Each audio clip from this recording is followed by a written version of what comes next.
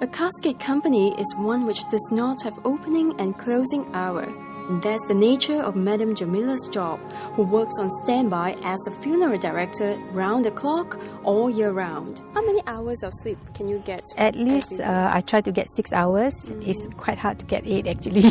Madam Jamila gave birth to a second son just 3 months ago, but there's no time for rest, especially in a highly competitive industry. Is the competition in this industry very steep? Very steep. Okay. But providing good service is important. That's when we get a lot of callback and return customers. How many Muslim casket companies are there in There's Singapore? more than 20, but less than 10 get calls every day. Have you encountered any difficult customers? I wouldn't say they are difficult, but they are sort of like very detailed in what they want.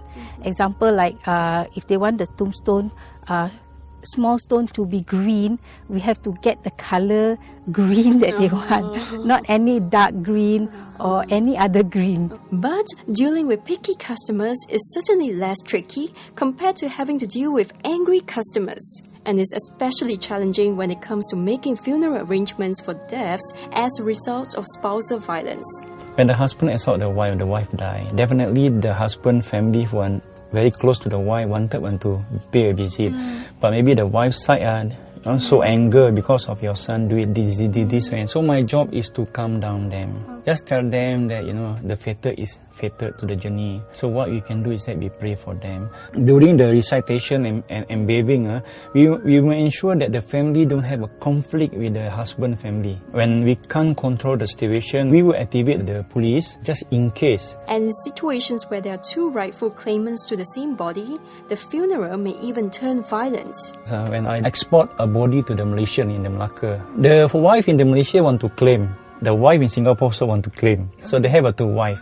So they have a conflict. So at the end of the thing is that the wife in the Malaysia managed to claim the thing where they have some agreement. But when we reach there, they are not happy. Singapore side wasn't happy. So they started to charging parang among themselves.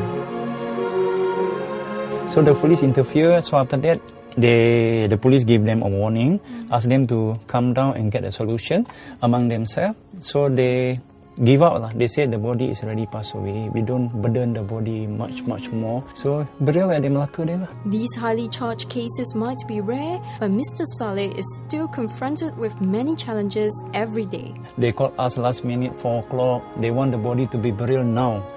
Okay, sometimes we receive an overseas call. They want the body to be sent now.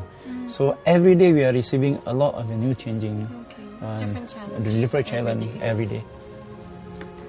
I think in general, everyone appreciates a sense of routine in their work. We don't mind a little surprise once in a while. We don't mind having to take up an occasional last-minute assignment. But if a job requires us to be on call 24/7, all year round, with no extra reward or compensation, I don't think many of us can stay in that job for too long. But that's the fundamental nature of an undertaker's job. And those who are in the trade often manage to stay in that job for their whole life. It takes a lot of perseverance, and they've got to make a lot of personal sacrifices in order to run their business. So hats off to this group of people who are willing to take up a not so respectable job to serve our not so pleasant needs.